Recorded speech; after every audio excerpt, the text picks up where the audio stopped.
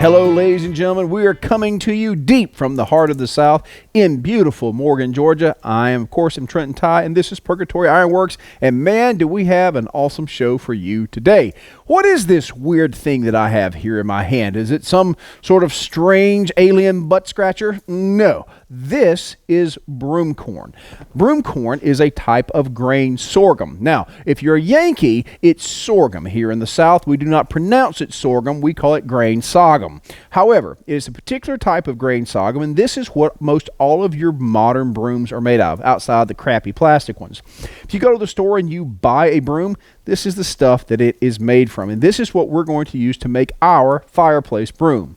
Now, one of the aggravations that I have with a lot of fireplace sets these days, especially the commercial made, the bristles are normally some type of plastic. Plastic and fire do not mix, but they don't want to pay for the good natural material. And arguably, this stuff is kind of hard to come by. Even as a crafter, most of the times you have to order this out of the Southwest, where the majority of it is grown. But it's good stuff. It's the right stuff. Here in South Georgia, for many, many years, if you had a broom of any type, it would have been made from branches. A lot of us, this is kind of soft on the broom side. Brooms back in the day were made of literal tree branches and things like we have something here known as dog fennel, or also known as broom sage. Not nearly as tough, not nearly as durable, but we didn't have access to this. So this is the good stuff. So today, what I have done is I have, since I didn't want to run everybody through the making of yet another handle, I have one of the bird-cage handles here I have already made. We're going to need to cut this off so that we're going to get the appropriate length for our broom. And so we're going to start this by actually cutting this, and we're going to need to punch a hole down here that's about 3/8 in diameter.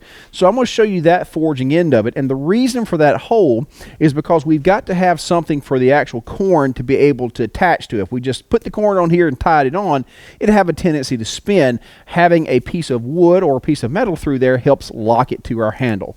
So first things first, we'll go into the fire. We'll put a heat right here on my mark, cut it, and then punch this with a 3/8 hole.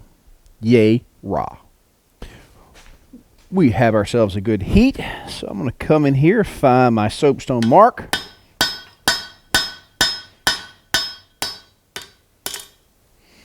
Knock that off right there, and we're good to go there.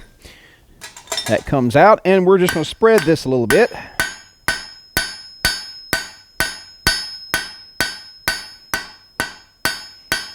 And there's really no need to go crazy with this. We just want to get a nice little flat spot so we can bring our punch in here and then actually put us a hole in here. All right. Looks good to me. We'll take another heat. I'm going to get a bit of a close-up on here so you can see what's going on, and we're going to punch our hole. There's several ways you can do this. For what I'm going to be doing, I'm actually going to slit and drift this. You can punch it. It'll work that way. It's just normally when I'm using material that's this kind of thin, I usually like to slit and drift just because you don't lose the material that's out of that plug.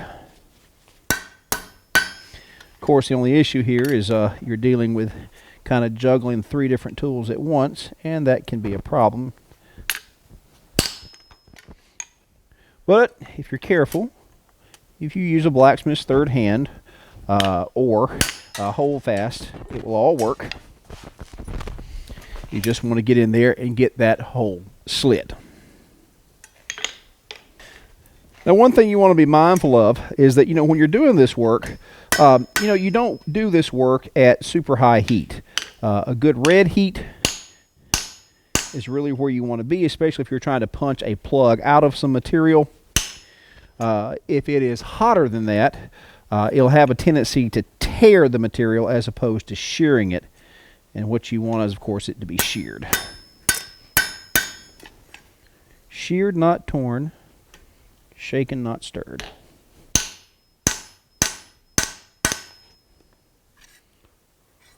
Okay. And I think one more good punch on this side will get us there, and we'll knock out that little plug.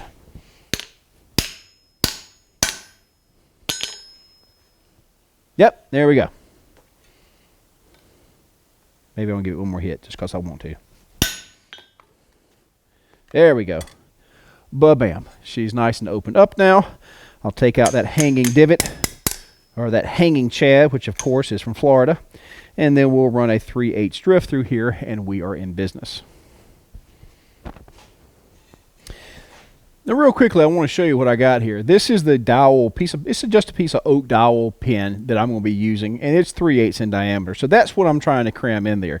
This thing doesn't have to be perfect. In fact, if it kind of hangs when I cram it through the hole, it's a good thing. So I'm not going to use a straight 3/8 pin. I'm going to use a tapered punch that I have. I use for all kind of different things here in the shop. You can see that it's just a spiky point. We'll put that over the Pritchell hole and open that guy up until it gets close.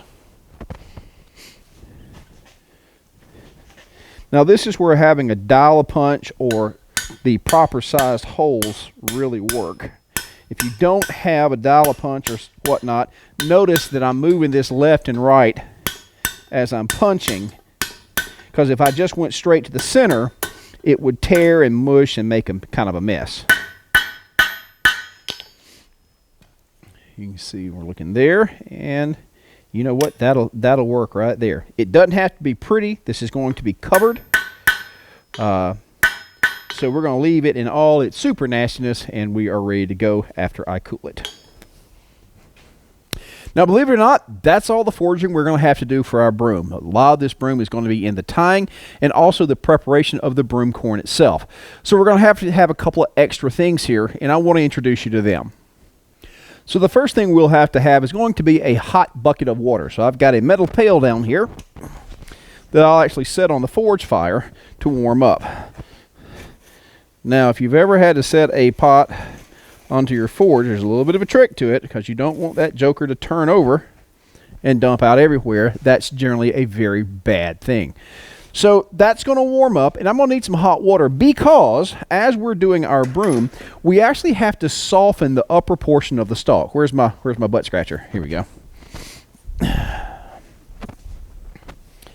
So whereas these are the nice tassels here, this is the portion, this thick solid area right here is what we're going to be attaching to the actual handle itself. Right now it's very firm, it's very stiff, it needs to be softened up. So what we'll do is we'll take a number of these in some hot water and let them soak. And this allows the cord to actually bind and bite down into this to hold the broom on. Now, holding that broom on is what brings me to the next tool that we're going to need. If you've ever tried to wrap something in cord, you know it will tear your hands up and you really can't get a lot of leverage. That's a problem with brooms. The biggest issue is getting that corn held tightly to the shank of your broom. So how we do this is a pretty cool deal. There's a couple different ways or a couple different machines that were made, but one of the earliest ones was something that looked like this. Notice it has a cross on the end, and it has 4 bars, and then it has, this is 300-pound tar-covered bank line. This is actually used for fishing, actually for catfishing down here. Very tough stuff, but it's on this little weird-looking thing here, and the reason that it looks so weird, it has a very special purpose. So when this sits on the ground, like so, you can put your feet against this, and now you have something to pull against. So as you're wrapping this broom, you can pull against this piece right here and really tighten it down. It is damn near impossible to get a good tight wrapping unless you have something like this guy right here. So this is absolutely critical to the whole shebang. We'll use the warm stalks in this, and we'll start wrapping our broom. There are a couple of really cool ways to do this. If you have not seen traditional broom makers, they do some wild stuff. There's something known as a turkey tail broom, which is super, super cool. For this particular demonstration, we're not going to do anything super fancy. We're going to do 2 basic wraps, one at the bottom, one at the top, and we're going to leave it at that. We're not going to do anything fancy braiding, but maybe later on, if we get bored and get super crafty and start really feeling like hippies, we'll make some brooms in a later video. Now, since I want to make sure that you guys get all the detail of how I'm actually going to be doing this particular broom, you're not going to be able to see a lot of the action down here that's happening with this guy. Now, I want to kind of show you how this works. So let me grab a piece here. This is the slitter I used earlier. And let's say this is my broom. Now check this out. When I put my feet right here, look at the pressure I can get on that bad boy. When I need more line, this thing actually just rolls. You kick it and it rolls, and you've got more line to go. So as you continually use up your line, you can spool it out, but you still have that good tension. Now, I could probably tear this thing apart. The line would break. I can put so much pressure on this guy. So again, this is a cool little thing. If you do any type of cord wrapping for just about anything, you know, we've used actually wrapping sticks before in the Boy Scouts, but this thing, man, this thing's pretty freaking handy. But just to kind of give you a preview, what's going to happen is we'll take our handle as such. We will actually start laying the particular, those stalks one by one, and we'll tighten them, and we'll make our first round. We'll do a second one. And once we've got it halfway secured, then we'll come back and really make a what they call a whipping on both top and the bottom, and you'll really see where we're going to cinch it down in there, and it will look good, and it will work. And then we're going to give it a little bit of trim, and boom, there we have Broom. All right, guys, what I'm going to do here is I'm going to start just by putting in a knot right here close to the bottom. And again, there's several different ways to do this, and I'm probably going to catch so much flack from the people who actually know how to tie brooms. But I'm going to do the best I can here. You can see we've got a knot started.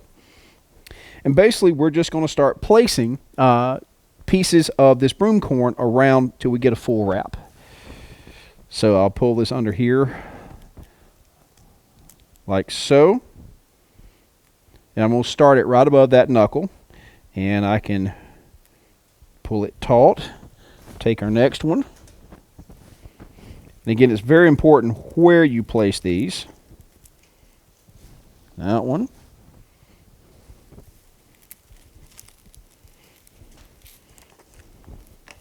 And again, you can hear that line coming taut. Like I said, this is a cool little mechanism here.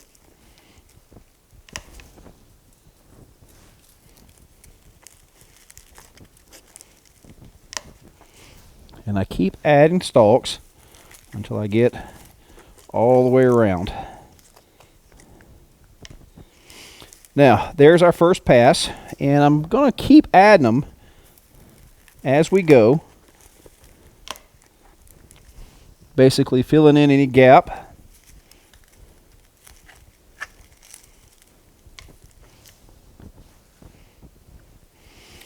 And this is how you can get really big brooms, because you just keep rolling this guy until you get a big enough broom or you run out of tassels.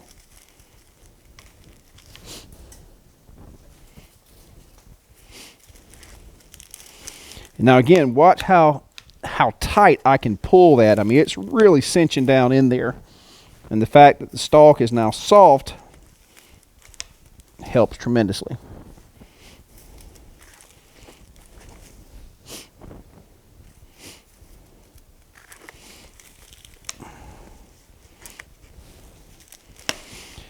And I try to keep it a little even, but you guys can see we've got this kind of tied in there now. And now I've got all these flyaways. Maybe I need to start working with Pantene here. But now I'm going to pull taut, and I'm going to begin to really wrap it hard. Now I'm out of, you can see as I worked it down, I ran out of line that way. So I kind of let my foot pedal roll over, and there I've got more line.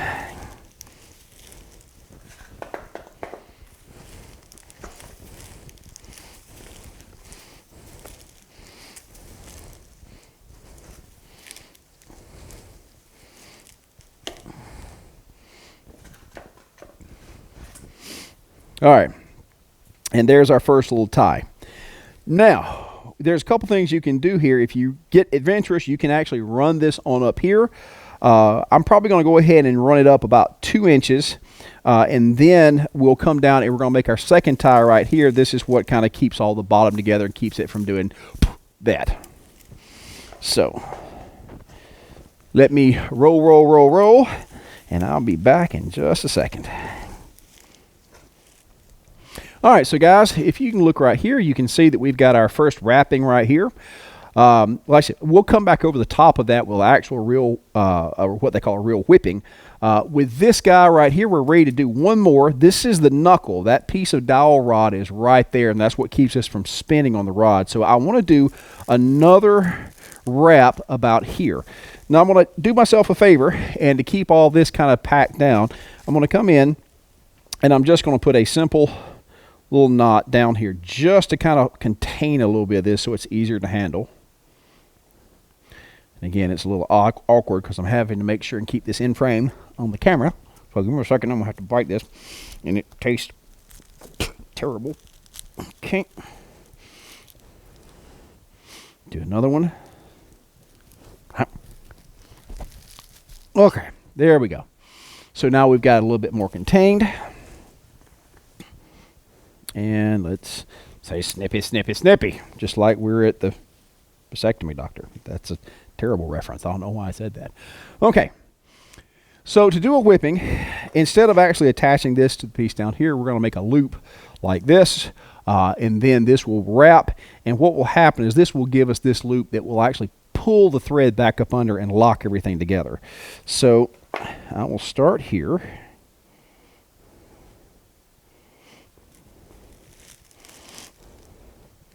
And these first couple wraps are very important. Get everything started. Get that right there. Pull taut. One more. Uno mas. Okay. And let's tighten that up. And let's give her a cinch. All right. So now you can see that our loop, getting frame, our loop is still right there, but now it's pinned down here. And so now we just start wrapping and tightening as we go.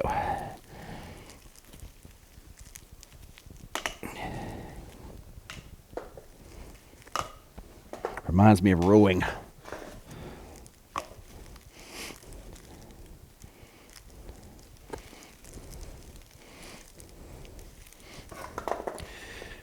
This is a rather tedious process, and of course you want it to be done under tension. The early machines that were used to do this, I think, came around 1800. I think they were called kick and stitch broom machines. Don't quote me on that.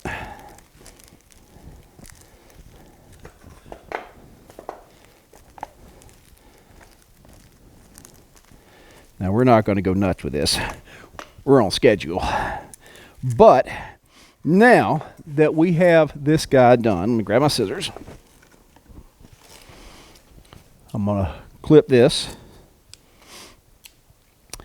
Now, this loose end can go through our whipping right here. And we'll hold that in that loop. And now this loose end down here, we can actually pull this taut. We can actually pull this taut. Ah, good God. And you can see how easy this is.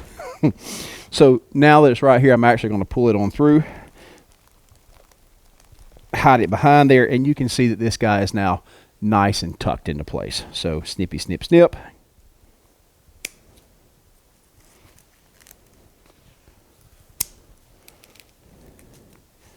And we'll come back in with our little knife, snip all this, and then come down and clean this whole guy up, give it a haircut, and we go from there. All right, I'm going to take my sharp knife here, and I'm going to cut these stalks. I say that I am.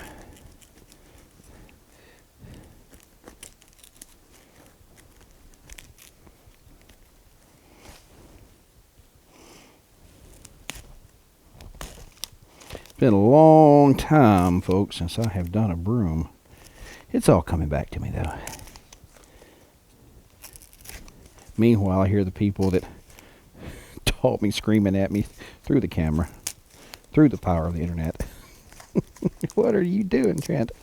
Shut up, I'm making a broom.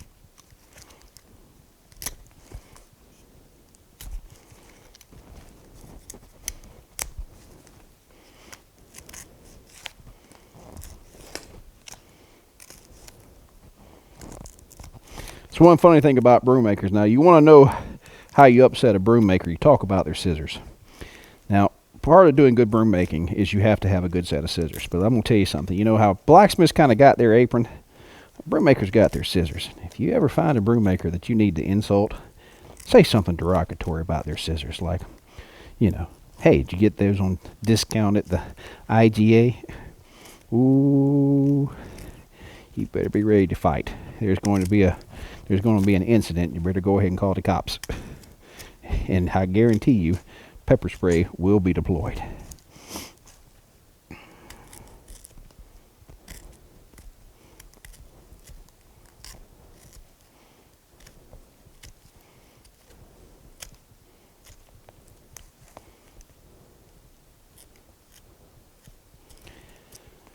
Now this dries a little bit more. You can get a little bit more aggressive and fancy to clean it up. That's my way of saying I hope this looks better after it dries. And plus I need a straight edge knife. However, excuse me. There we go. We have a front top on here. Kind of sort of straight. Let's adjust this. If the barrel's crooked, you ain't going to hit a damn thing with it. Okay, and now we'll come in and we're going to do a little snippy snip on this end.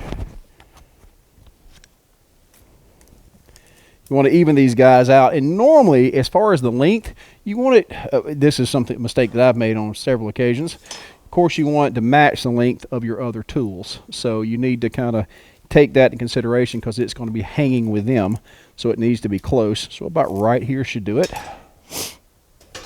And now we're going to make a big mess. I'm going to undo this.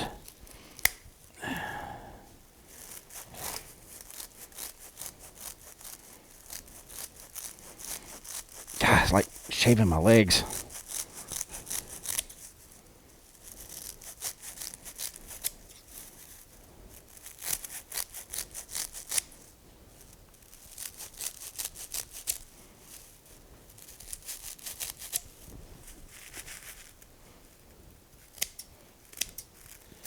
Now again, broom makers have tricks for making this perfectly even. And any broom maker out there that's having an OCD fit right now, I apologize. This isn't my profession, I swear. We're going to trim these flyaways. Line everything up. And, ladies and gentlemen, what you have is one broom. Make sure it's on the good side, and it'll work. Check that out. Look at that broom sweeping power. God almighty knows. Who would be so lucky to have such a fine broom? Well, guys, there you have it. Your pretty freaking super awesome cool broom.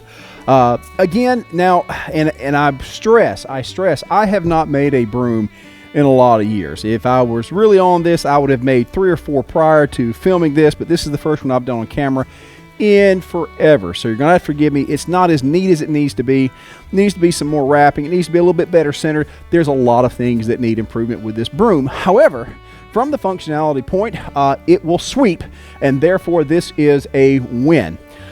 I cannot stress to you the craft that is involved in actually tying proper brooms. There's a whole art movement out there about it. I encourage you to look up that end of it. This is one of those things that points out what I've said before about blacksmithing. If you get into blacksmithing, it's hard just to stay a blacksmith. Almost everything you do is going to involve crossing over to some other craft, whether it's going to be broom making, leather working, tying knots. It's a lot of stuff. So there are several fancy versions of this, especially with those stalks that are actually really coolly braided. Again, the kind of stuff that I normally don't have the time for, but you get the idea. It gives you the flavor. You don't have to use broom corn. If you're in the South, you can go out and use broom sage. If you can find some exceptionally bushy limbs off of trees, that will work as well. People use brooms out of, and made it out of whatever they had on hand. This is just the stuff that we have now, but not bad. And that means dun, dun, dun, dun, that we now have a set, an entire set, the complete set of 3 awesome fire tools with birdcage handles, and we are ready to go to war. Our next video is going to be actually the hanger for these guys, and that's going to complete the set. But in the meantime, look at all this cool stuff we got. So guys, again, man, I am so excited to be back filming. I hope you've enjoyed this video. I hope that you got something out of this, and soon you're going to be making brooms to go beat the snot out of your kids with, because that's, I mean, let me tell you something. Them old brooms, they got a lot better aerodynamics than these new ones. Boy, you can get some speed on this joker. Just, go clean your room. Anyway, you guys be good. I will see you next time. Adios.